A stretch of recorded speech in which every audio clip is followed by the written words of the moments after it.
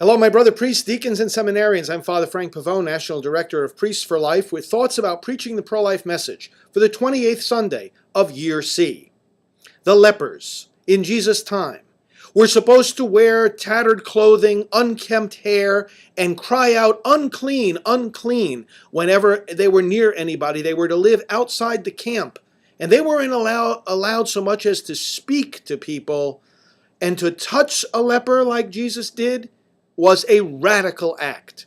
A radical act going against the boundaries, the divisions that human beings set up to make some people outcasts.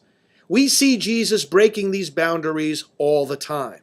Whether it's talking to the Samaritan woman in John chapter 4, or welcoming the children that the apostles said he should be left alone and they shouldn't bother him, and in Matthew 19, for example, and numerous other examples, eating with the tax collectors and the sinners, as we see Jesus approaching the blind man who was crying out for his help. Jesus broke down the false boundaries that people put between one another to make some groups feel like they have less dignity. St. Paul says, in Christ there is neither Jew or Greek, free or slave, male or female, and he could also say born or unborn.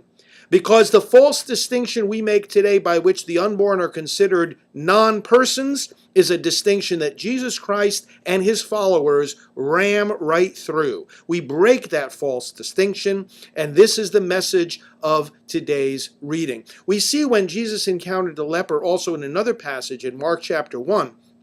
Some translations say he was moved to pity, but it can also be translated he was moved to anger. Anger at those false barriers that we set up to exclude certain groups of people from equal respect and equal protection. Let us have that justified anger that our unborn brothers and sisters are still not protected, and let's use the energy that that anger brings to work for their protection. God bless you.